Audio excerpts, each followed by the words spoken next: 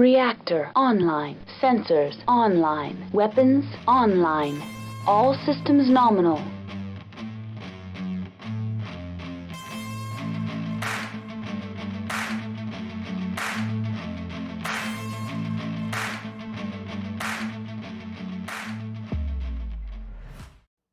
Hello everyone, Carrie here from my secret Canopian Catgirl base, and I'm sounding slightly congested. I do apologize. And today we are taking a look at the Star League Command Lance. Now, I was lucky enough to get this through my sponsor, Fortress Miniatures and Games. I don't know if they still have any in stock, but if they do, you can get those at fortressminiaturesandgames.com, and there will be a link to the product in the description below. So what we have here is a lance of 4 mechs reflecting the Star League Defense Force. And these 4 mechs, you get a Phoenix Hawk. It's the 1B and 1C special version. The Thunderhawk, which is a brand new sculpt. The Atlas II, which is another brand new sculpt. Of course, that Phoenix Hawk is also a new sculpt. And of course, an Orion, which represents Kerensky's Orion, but it's also kind of weird that it doesn't. So we'll get into that when we get to the Orion. But let's go ahead and start off here with the littlest of these, and this would be the Phoenix Hawk. So the Phoenix Hawk, the 1B, 1C, these are upgrades of the mech which took place during the Star League era. And I'm kind of going to give a little bit of history on these. But anyway, they're versions of the mech from the Star League era which used some of the newer technologies to upgrade the design and make it a bit more effective at what it did. Now, the way they did this was by adding a PPC to the arm in place of the large laser, and also in doing that, they moved the large laser up to the side torso, and yeah, I mean, it's pretty much it. So you ended up with this design that had a good deal more punch than the original Phoenix Hawk, and they've reflected that in the model here quite well. Now, first thing about it is the gun, the PPC, is removable. Obviously, I think that was due to how they were casting it and everything, and just the way they wanted to make it. Also, I have a feeling it had to do somewhat with packaging because of how far forward the mech is on the hex. That little gun arm would stick out pretty far, and I have a feeling they were worried about that pressing against the plastic. So, things I notice on this right away. First of all, the little gun itself, it's pretty clean. There's like one mold line on the back of it that needs to be removed. On the main body of the mech, as far as what we're looking at here, I'm going to move my microphones. Hopefully it's a little better. From the front, there's really nothing obvious. When you get to the sides, once again, it's very clean. I do like this. I'm not seeing a lot of cut points or anything like that. Yeah, this is really well done. The jump jets on the rear seem a little bit different from the ones on the older Phoenix Hawk model, and there is a bit of burring, or a bit of a burr down near the base of them, or the bottom of them, I should say. But it's nothing that is egregious. The right side also looks really good. Yeah, I'm not really seeing anything here. There are a couple mold lines under the arms. Nothing really bad though. Nothing that you would look at and go, "Oh my God, I can totally tell that there's a mold line there." And yeah, for the most part, I mean it's really well done. And of course, once you can take that, you can clean up the back end of the ERPPC or the PPC, and with like tiniest drop of glue, you can just glue that in place, and it is on there permanently. So let's take a look at the stats that this comes with. Now, mind you, like I said, they wanted to do the Phoenix Hawk, the 1B, and the 1C, which were the Starlink Defense Force Royal versions of the mech. The 1B, as you can see here, is 28 points. It's Battle Mech size 2, TMM of 2, movement of 12, jump, a skirmisher, short, medium, and long of 2 with an overheat of 1, armor of 4, structure of 2 with case and ECM. And its availability is all the way through from Starleague era to current. Now, mind you, that's because of the clans and they were using it and all that good stuff. And then you have the PXH-1C Phoenix Hawk. This one comes in at 31 points, so it jumps by 3 points. Battle Mech size 2, TMM2, movement of 12, jump again, striker, so the roll's slightly different.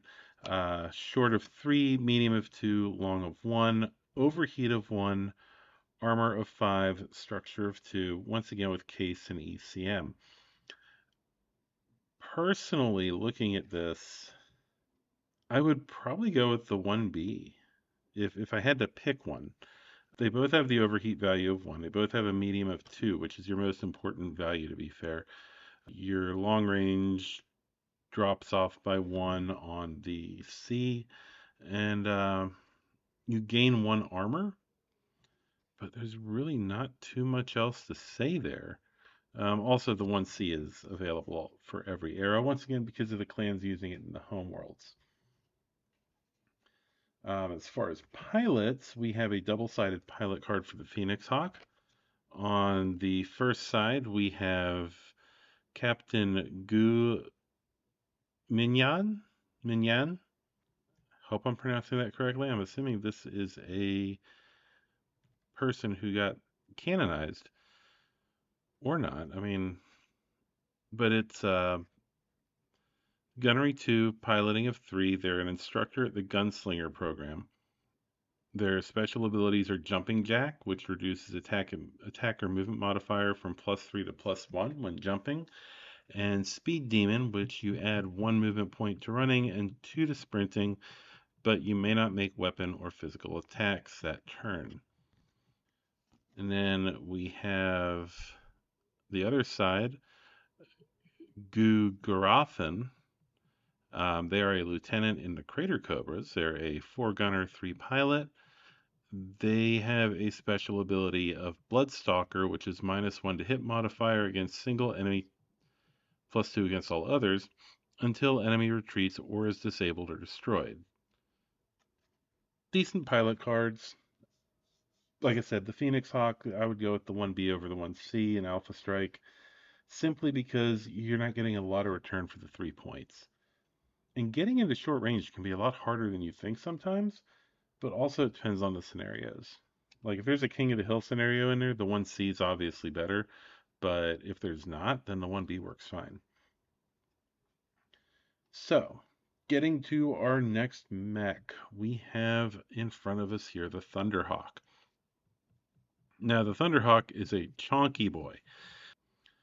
It's actually the tallest mech out of this box. Barely, but it's the tallest mech. And it's a big chonker. It's not bad by any means. It's a huge improvement over the old model.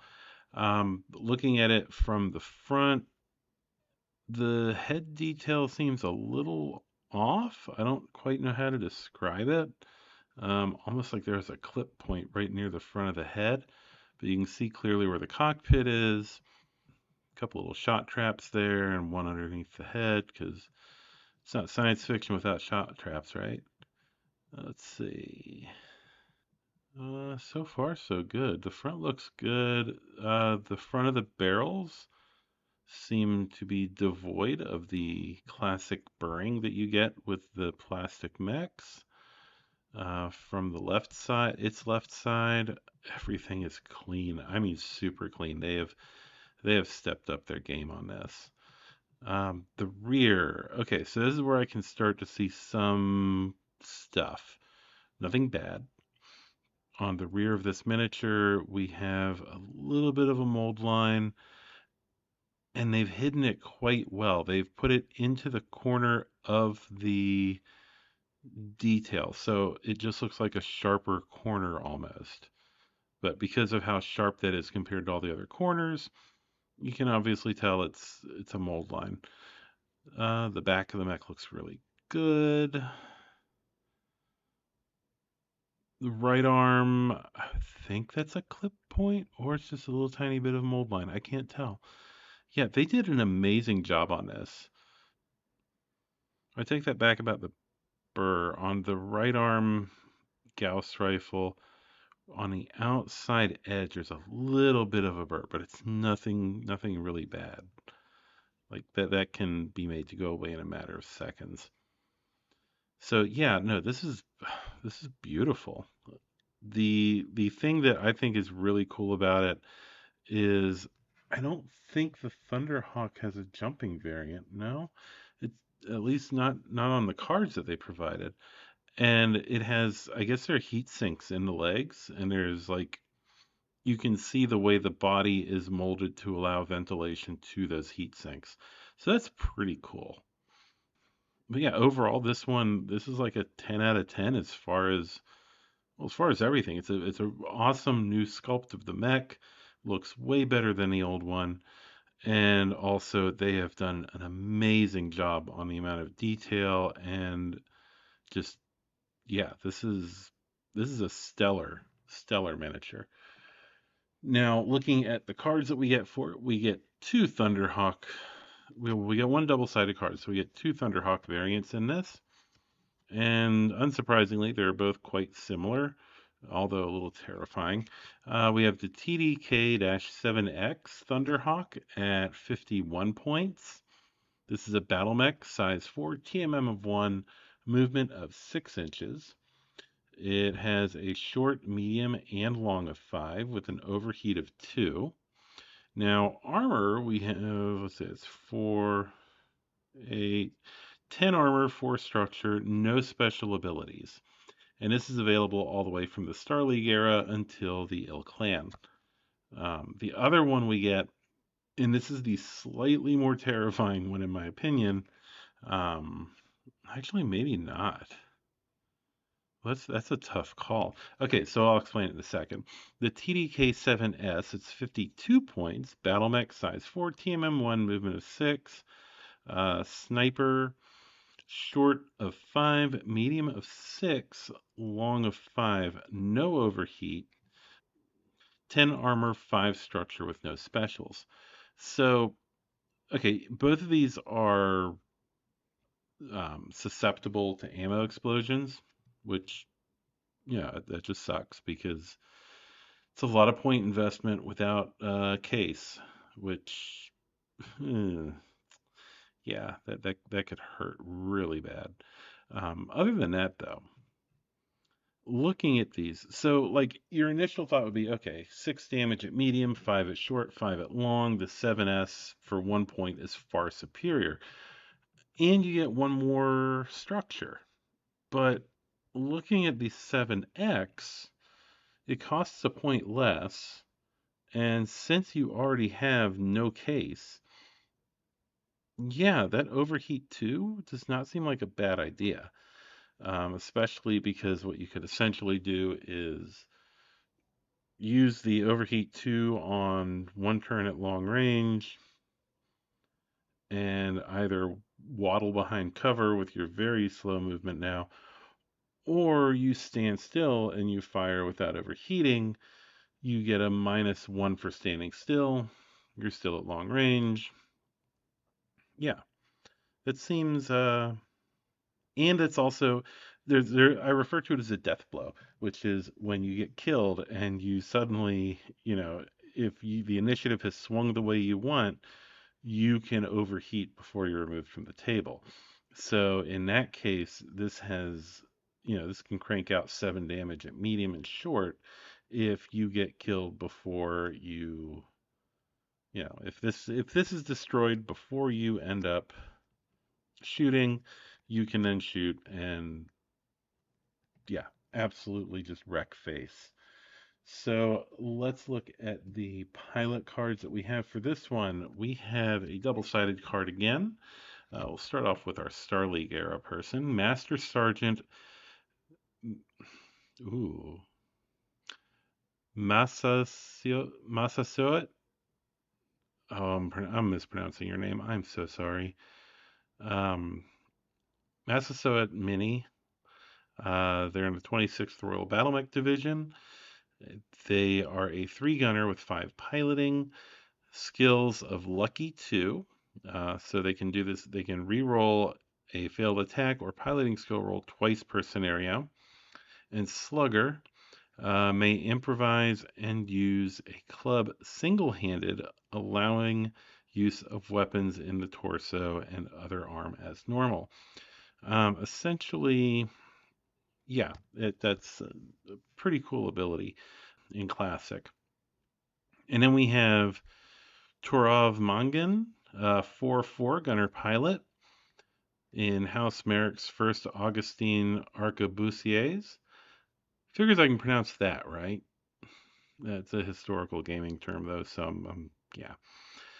Their special ability is Stand Aside, may spend 1 movement point to pass through a hex occupied by an enemy unit by making a piloting skill roll with a +2 modifier. Apply a +1 modifier for each weight class by which the enemy is heavier, -2 for each weight class by which the enemy is lighter. So that's a pretty nice ability to have. It essentially keeps you from being boxed into a hex.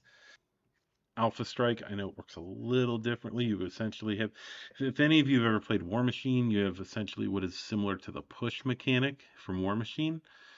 Unfortunately, it doesn't come into play as often. It's kind of a weird thing. It's hard to explain. Next up, we have the Atlas 3, no, Atlas 2. All right, so the Atlas 2, what do we got to say about this? First of all, it's roughly the same size as the Atlas that we're already used to. So they did a really good job on scaling with this. And to be fair, Atlases have always been one of those things that have had trouble with scaling. You had the one from the City Tech box, which was referred to as the Fatless, because it was short and chubby and really wide. And then you had another one, it was really tall model that would get referred to as the Shackless, because, well, it was like it towered over everything on the table. And there were very, very many attempts in between to get it right. One of my favorites is the Con Special Jumping Atlas, which I actually painted up, and a friend of mine has that now. But y'all probably saw that in one of the hobby hangouts if you keep track of those, or if you want to look at those when Catalyst puts them out.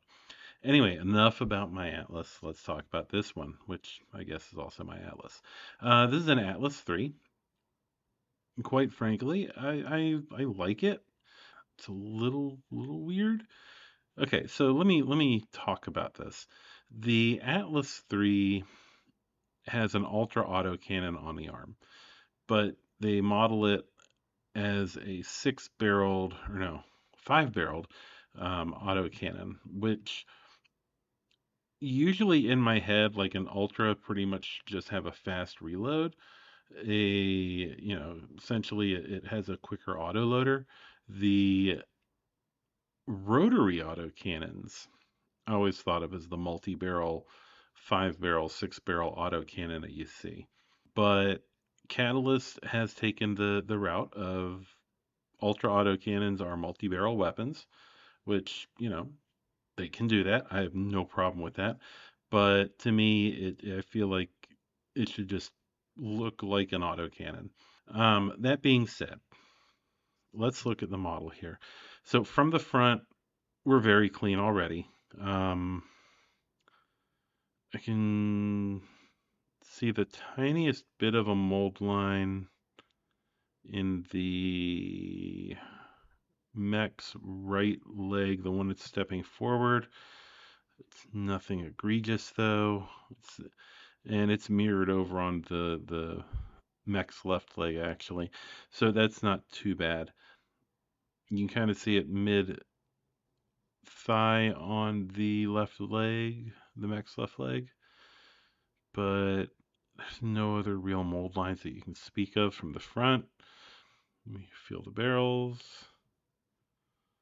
A little bit of burriness on the autocannon barrel. Laser barrels are much better. Of course, talking about the gun barrel for the autocannon, there is a little bit of a mold line on it, but we'll get to that when we get to the mech's right side. On the mech's left side, it has the housing for the lasers, a little bit of a burr on the bottom of the arm where the fingers end. Nothing serious. The mold line, they tried to hide in a corner. It's barely visible, and if you're just painting this up for tabletop quality for yourself and not trying to do like a camo specs online or a crystal brush or capital palette or any of those, nobody's going to notice that. Otherwise, the back is super clean. So one of the things that's weird so far is I have not seen any clip points, which I'm wondering if they moved them to the joining areas. Which, talking about the joint areas, it looks like they might have used a little too much glue on the spot where the left leg joins the hip. Now we're on to the mech's right side. Once again, very clean. And the only mold line I see is that one that's on the lower inside of the autocannon barrels. So it's the lowermost barrel facing inward. Other than that, oh, hold up. Is that a mold line? I can't even tell. See, that's how good they did on this. Like it's really hard to find any mold lines. There might be a weird incongruency in the way they did the mold, though. Okay, so looking on the right, or no, the left side of the mech's head, from the mech's perspective, it has like this collar that runs up towards where you would have an ear. And there's really not much of a separation there. But on the other side of the head, you have a similar line, and there is a definite like step between the bottom and the top part of that. So I don't know if that's intentional or not. Then again, it also looks like the head, I don't know, it looks a little off center to me. Like they did a lower cowl and it just didn't center properly. All right, so we've covered those. Let's talk about the pilots and the card for it. With the Atlas II, we do not get a standard variant. We get two very, yeah, two notable variants. The first one is Devlin Stone's AS7-D-H Atlas II. Comes in at 77 points. Now, this is because they've modified it for skill, because it's a battle mech, size 4, TMM1, movement of 6, Juggernaut, skill 2. Comes on the card that way. Short and medium of 5, long of 4, no overheat value. Armor of 10, structure of 5, with specials of Angel ECM, anti-missile system, case 2, flak 111, and indirect fire 1. It is only available during the Word of Blake's Hissy Fit and the Dark Age / Republic period. Then we have the AS7-D-H Atlas II of Nicholas Kerensky. This one comes in at 72 points. Battle mech size 4, TMM1, movement of 6, Juggernaut with a skill of 2. Short, medium, and long of 4, so a little bit less direct damage output, but it does have an overheat of 2, and it has a terrifyingly high amount of health, given, like, if you do competitive play, this is like, oh my god, it's a shitload of health. 10 armor, 8 structure, with case, flak 111, and indirect fire 1. So, has more health, doesn't quite have the same survivability as Devlin's version. Honestly, I really can't say which one I would take in Alpha Strike because that seems to be a little weird. I'm going to take a second though. Okay, so the reason I took a moment there to sort of look something up um, is because I feel like you should know, if you're planning on running this in Alpha Strike, what the standard Atlas 2 is like. The standard Atlas 2 is a battle mech size 4, TMM1, movement of 6, Juggernaut, short, medium, and long of 4. So far we're sounding a lot like Nicholas Kerensky's. Overheat of 2, armor of 10, structure of 8, case, flak 111, indirect fire 1. So yes, the card you get is a standard Atlas 2, but it's point costed for Nicholas. If you look at the standard point cost of it, it is 52 points, which makes it a lot more reasonable. So if it's something you plan on using and you go to master unit list, you can find it right there, and it's really a good mech. So the pilot cards for this, we're going to go from current era to oldest era. The first one, we have Devlin Stone. Of course, Devlin was the Exarch of the Republic of the Sphere. He's a gunnery of 2, piloting of 1. There's a whole paragraph about him on the card, which goes into the back, and on the back you have his pilot abilities of Inspiring Commander 3. He may grant the ability to reroll failed attack roll 3 times per scenario. The second roll must be accepted. Fist Fire, and Fist Fire requires a functional arm, including hand actuator. After a successful punch or physical weapon attack, the attacker fires 1 direct fire ballistic or direct fire energy weapon located in the same arm with a -1 to hit modifier. If successful, the weapon damage is applied to the same location as the physical attack, which is pretty nice.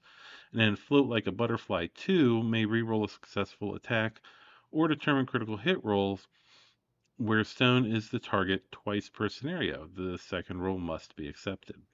So that's Devlin. Then we have Nicholas Kerensky.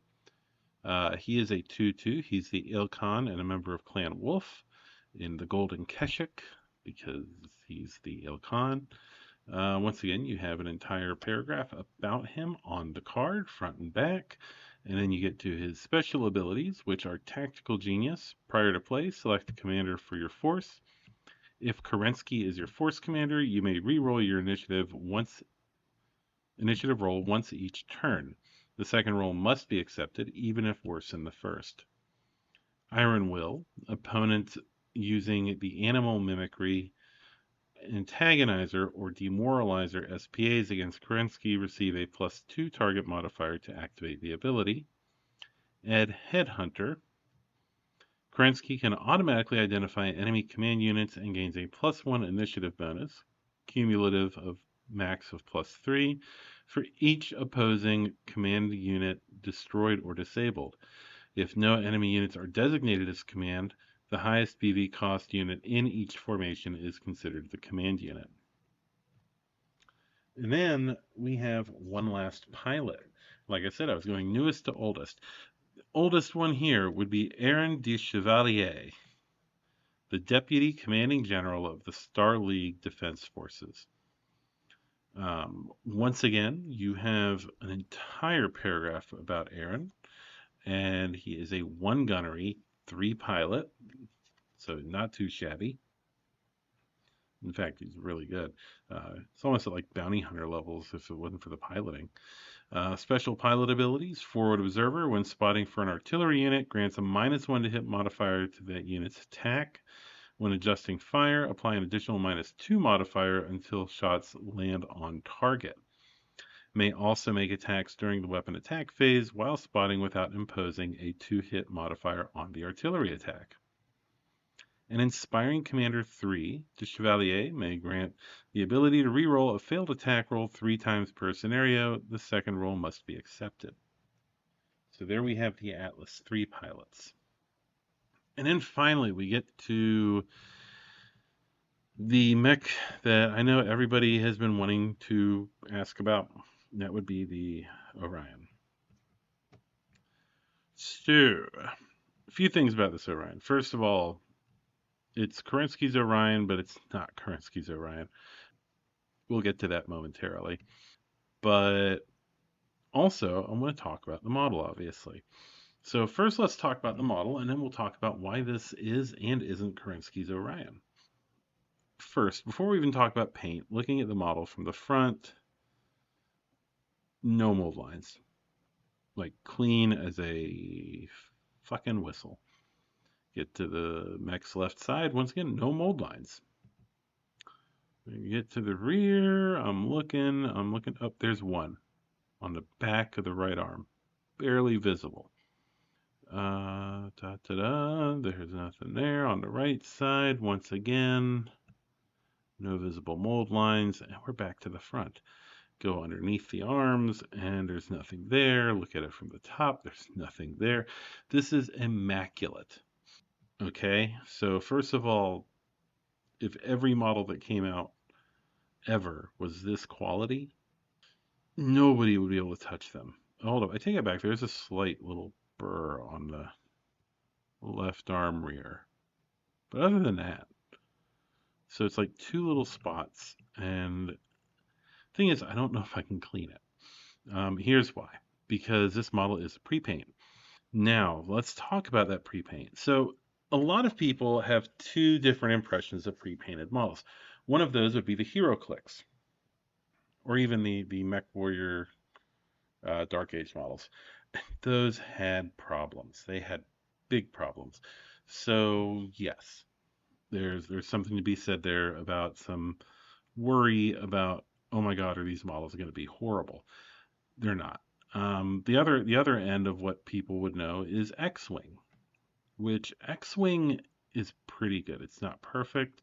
I stopped playing after first edition, but the quality that they were putting out was pretty good. Like there wasn't anything that was mind-blowing, but there wasn't anything that was so egregiously bad that you just looked at it and said, "Yeah, no, this is trash." This right here, it has this is obviously machine paint. No way they got someone to do this barehanded. No way they got someone to do this by hand. Um, Pros of this, I like this idea. I like this concept. The whole idea of being able to take a miniature out of the package, put it on the table. It's completely painted, ready to go. And it's very well done. There's decals on the legs for 01 and AK for Alexander Kerensky. There's a Star League Defense Force logo or a Star League logo, the Cameron Star underneath the cockpit. It's all done really well. Where I see some downsides is one, there are no metallics on this model. I take it back. Maybe the inside of the laser barrels are metallics because they're blue. They're like a shiny blue. Everything else where you would normally see like people paint metallics, it's gray. The missile launcher face, the outsides of the guns, it's not metallic. It's all gray. The actuators, all that stuff. So the downside to me, that and the cockpit windows, like they did a reflective metallic in the gun barrels on the energy weapons, but they chose not to do that on the cockpit windows, which I think they could have done something differently there. They're just like an orange. So this model will be getting some repaint work done by me. But yeah, the other thing is, to me, this is not Kerensky's Orion. Now, what do I mean when I say that the Orion in the box is not Kerensky's Orion? Well, Kerensky had his own Orion, and it had a different layout than this. So the one we get here, I'm just going to go through the Alpha Strike card real quick. The ON1-KB Orion Alexander Kerensky. Its point cost for him at 65 points. Battle Mech, size 3, TMM1, movement of 8, Brawler, skill 1. 342, short, medium, and long, with no overheat value. Armor of 8, structure of 6, with case, flak 111, and indirect fire 1. Which tells me that that autocannon on the torso there is a LB10X, because I don't think we have stats for this yet, like classic stats. But from what I can tell, that means that that's an LB10X autocannon. These both look like lasers. They don't have the internal part that you see on PBCs. And that launcher is, let's see, it's 3, it's 7. All right, so looking at the weapons, you have the LRM-15 and the SRM-4. So, yeah, no, this is not Kerensky's Orion, though. Kerensky's Orion, the ON1K Kerensky, it's a point value of 41 for skill 4. For skill 1, if we reduce it to that for him, is 65 points, once again, but it's slightly different. Battle Mech, size 3, TMM1, movement of 8, Brawler, skill 1, short, medium of 4, long of 2, no overheat value, armor of 8, structure of 6, and the only upgrade is case. So, and it's because the weapons loadout on the Orion that Kerensky had was far different than what this one would be. Because this one, like I said, you're looking at 2 lasers, probably large lasers, LB10X autocannon, an LRM-15 launcher, and an SRM-4 launcher. I'm going to grab the stats for Kerensky's Orion. Give me a sec. Okay, so yeah, Kerensky's Orion removed the LRM-15 launcher and the autocannon 10. They replaced this with a snub-nose PPC in the left torso, had Artemis fire control for the SRM launcher, and also a Gauss rifle in the right torso. It also had the medium lasers, had case and ferrofibrous. So the one that they're presenting here is not the one from there. So I'm assuming that we're going to get another. We're going to get a ON1-KB, which doesn't exist in the master unit list yet, and get record sheets for it as well at some point. I hope. It would be kind of a shame not to see what this is actually carrying, even though, like I said, I can kind of surmise it's an LB10X, SRM-4, 2 large lasers, and a LRM-15. I'm curious if I can actually make that work. I'll have to hop into a program to see if I can. So there is that. The other mech on the other side of the card is Theodore Kurita, 39 points, ON1-K Orion, Battle Mech, size 3, TMM1, movement of 8, Brawler, skill 4. So Theodore is not the best gunner in the world. Well, this is back when he was in Legion of Vega too. So short and medium of 3, long of 1, overheat of 1, armor of 8, structure of 6, with indirect fire 1. And of course we have the pilots. Newest to oldest, first would be Theodore Kurita. 4 gunnery, 3 piloting. At the time he was a colonel in the 11th Legion of Vega. And his special pilot abilities are slow but steady. He is not counted as part of the standard initiative process. Kurita moves first and declares attacks first. For each turn of these turns, it's a weird sentence, Kurita banks 1 initiative. At the beginning of any initiative phase before rolling, Kurita may spend 2 banked initiative and declare Kurita as winning initiative.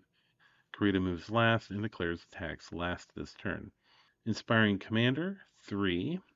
Kurita may grant the ability to reroll a failed attack roll 3 times per scenario. The second roll must be accepted.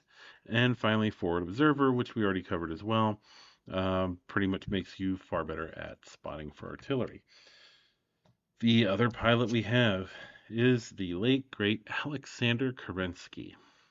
He is the commanding general of the Star League Defense Forces. Once again, you have an entire paragraph about him and a very large quote at the bottom of the back. And his special pilot, oh, he's a 1-1, by the way. One gunner, one pilot. So, yeah, he's like bounty hunter level of good. And his special pilot abilities are Inspiring Commander 4, and we've covered that twice already. And Tactical Genius. Prior to play, select a commander for your force. If Kerensky is your force commander, you may reroll your initiative roll once each turn. The second roll must be accepted, even if it's worse than the first. So that's a really good ability. I want to say that's about all we really have here. Yeah, the mechs themselves are really well done. Oh, there was one other thing I wanted to share with you all. The paint color. Okay, so I recently watched another YouTube channel. They were talking about this lance, and they mentioned how they wished they could find out what the paint color is for this. I'm gonna pause the recording here because I have to grab what I need, and give me 1 second. Okay, so paint colors.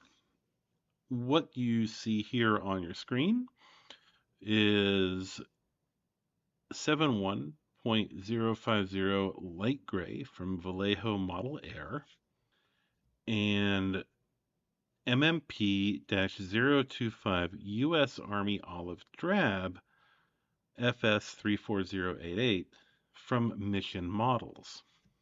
If you mix these 1-to-1 and you paint it over a black surface, it's very important, you will get something very, very, very close to what is on Kerensky's Orion.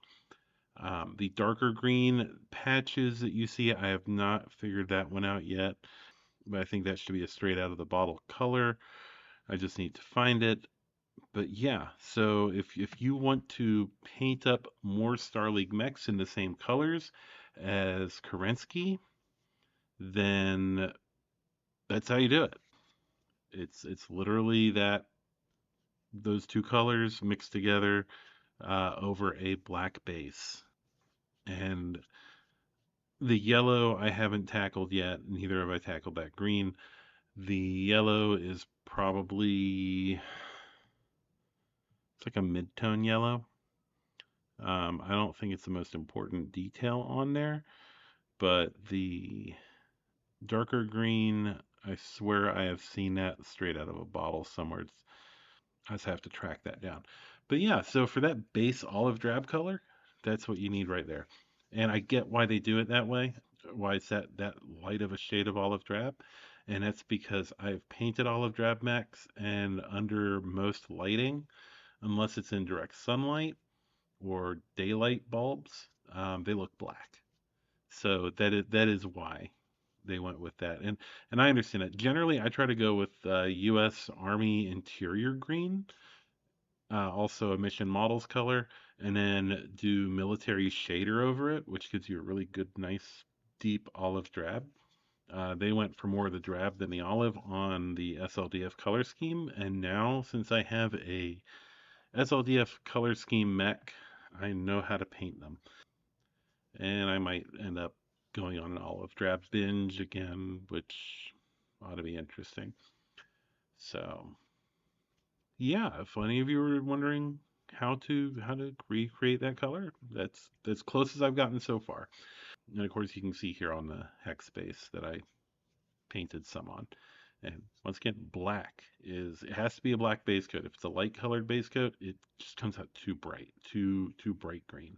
So that is it for my review of the Star League Command Lance. I really, really enjoy this unit, this Lance. I think these models are wonderful. I don't know where I'm going to be using them because I don't know, that Phoenix Hawk might end up in a certain mercenary company. But the other, well, Kerensky, I'm probably going to repaint the gray areas as metallics simply because I don't know, it just doesn't feel right. I like my metallics in my pulp sci-fi gaming. The Atlas 2 and the Oh, I already forgot its name. It's not a Berserker. That'd be cool. Thunderhawk. It kind of gives me Berserker vibes though with that head. So there is that. I think the Berserker has a head shaped like that. Anyway, those two, I'm not too sure. And I mean, I just end up making all four of these. Well, Kerensky's already, but making all four of these Star League Defense Force simply because I can. But I kind of want to do some Unicorn Company stuff with these, especially because that's what I've been doing on the cards. Is you know Unicorn Company, and then yeah, I'm just gonna end up with like a whole regimental combat team of Unicorn Company models at some point. So anyway, I do want to thank you all for listening, and I really do appreciate it. If you would like to support the podcast or the YouTube channel, then please feel free to go to our Patreon at patreon.com/unicorn company. You can sign up there for tiers anywhere from $1 to $20. Every little bit helps. I really appreciate it. So even if you're just doing like the $1 a month tier, it's helps me out. And it helps to get this, helps with the equipment and stuff like that. Like we got the mic, we got the little turntable now. We're getting along. It's taken time. I also want to thank all of my patrons who already support me. You all have made this where we are at possible. And I want to thank our sponsor, Fortress Miniatures and Games. If you want to get this Force Pack, then I recommend going to their website. Right now, they have it on sale. It normally retails for $34.99. They have it for sale for $26.24. So that is a massive discount. And yeah, if you need anything for BattleTech, check out Fortress. They are wonderful. So until next time, hope y'all have a good day, good evening, good whatever it is where you are. This is Carrie, signing off. I'm gonna find my meaning, I can make a change, I wanna play the game. You wanna